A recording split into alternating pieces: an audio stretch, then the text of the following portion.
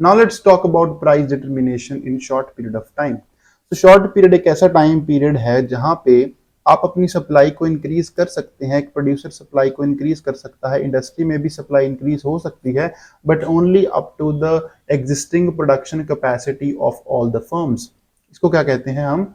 इसको कहते हैं शॉर्ट पीरियड ऑफ टाइम। और यहाँ पे जो प्राइस प्रिवेल करता है उसको कहा जाता है सब नॉर्मल प्राइस। क्या कहा जाता है? सब normal price. You can write it down. अब हमें फाइंड करनी है फर्म की सप्लाई कर्व, क्योंकि हमारे पास सबसे पहले हमें इंडस्ट्री की सप्लाई कर्व फाइंड करनी है, क्योंकि इंडस्ट्री की सप्लाई कर्व हमारे पास होगी तो हम डिमांड और सप्लाई को बैलेंस करके प्राइस को डिटरमाइन कर पाएंगे। हमने यहाँ अभी तक यही किया है। तो सप्लाई कर्व कैसे फाइंड होगी? देखो, अगर इंडस्ट्री की सप्लाई कर्व चाहिए तो आपको शॉर्ट पीरियड में जितनी भी फर्म की सप्लाई कर्व हैं उन सबको हम ऐड कर देंगे तो हमारे पास इंडस्ट्री की सप्लाई कर्व आ जाएगी। यहाँ पर यही लिखा है, to find the industry's supply curve in the short period we add the firm's supply curve.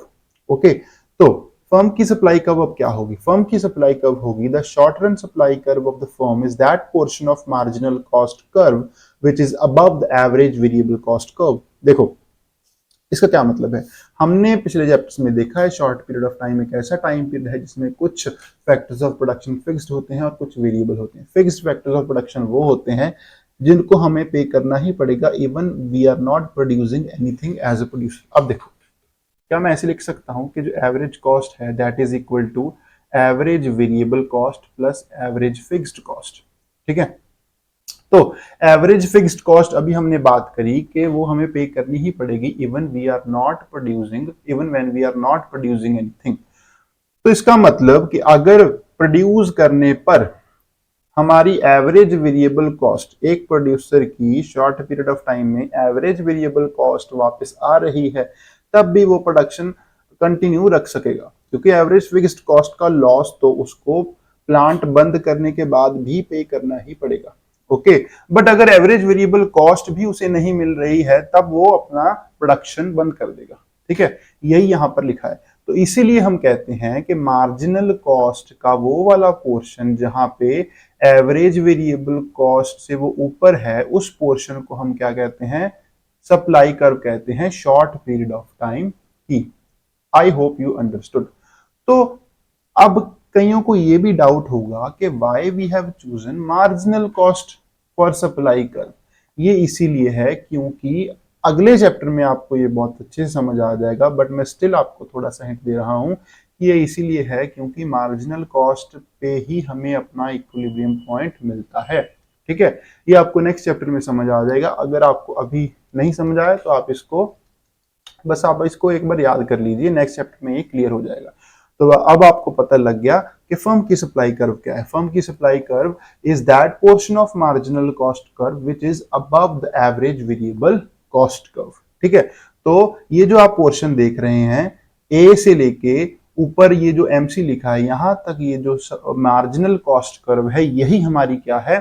Firm की सप्लाई कर्व है। तो जब हमें फर्म की सप्लाई कर्व मिल गई तो अब हम क्या करेंगे? To find the industry's supply curve in the short period we add the firms supply curve. सारी फर्म्स की जो सप्लाई कर्व है उनका हम लेटरल समेशन कर देंगे, उनको ऐड कर देंगे और हमें इंडस्ट्री की सप्लाई कर्व मिल जाएगी। तो ये जो सप्लाई कर्व है एस एस, ये क्या है? इंडस्ट्री की सप्लाई कर्व है। और ये कैसे डिटरमाइन किया है हमने, ये अब आपको पता लग गया है। ठीक है, तो अब एक लास्ट पॉइंट ये भी है कि ये जो इंडस्ट्री की शॉर्ट टर्म सप्लाई कर्व है it will be relatively more elastic than the very short period supply curve. ऐसा क्यों है? इसके पीछे का कारण ये है कि शॉर्ट रन में जो सबसे पहले यहां पे लिखा है कि जो industries short run supply curve है it will be more elastic than very short period supply curve. तो वेरी शॉर्ट पीरियड में क्योंकि सप्लाई फिक्स्ड होती है, अपनी एग्जिस्टिंग स्टॉक से आप ज्यादा नहीं बढ़ा सकते, सप्लाई कम है, तो इसीलिए वो कम इलास्टिक है। और जो industries short run supply curve है ये मोर इलास्टिक है। ठीक है, आई होप यहां तक आपको सब कुछ क्लियर होगा। अब हम देखेंगे इस डायग्राम को। तो यहाँ पे आप देख सकते हैं कि हमारे पास सप्लाई कर्व है जो अभी हमने देखा कैसे हमने डिटरमाइन की है। उसके बाद हमारे पास डी डिमांड कर्व है। अगर जो इनिशियल डिमांड कर्व है उसको डी डी सपोज कर लिया जाए, तो हमारे पास जो इक्विलिब्रियम पॉइंट है दैट इज ई, और जो हमारे पास इक्विलिब्रियम प्राइस होगा that will be P and O. OP will be the equilibrium price, और ये जो इक्विलिब्रियम क्वांटिटी होगी that will be O Q. Okay, अगर अब डिमांड बढ़ के डी से D1 हो जाए तो हमारे पास जो न्यू इक्विलिब्रियम पॉइंट होगा दैट विल बी E1। ठीक है, अगर मैं इसको अच्छे से ड्रॉ करने की कोशिश करूं तो दैट विल बी E1, और इसको अगर मैं नीचे कनेक्ट करूं Q1 से तो इक्विलिब्रियम आउटपुट क्या होगा नेक्स्ट हमारे पास OQ1। ओके, तो इससे हमें ये देखने को मिला जैसे डिमांड बढ़ी तो प्राइस भी बढ़ गया, और अगर डिमांड कम होगी तो प्राइस भी कम हो जाएगा। ठीक है, यही है सब नॉर्मल प्राइस।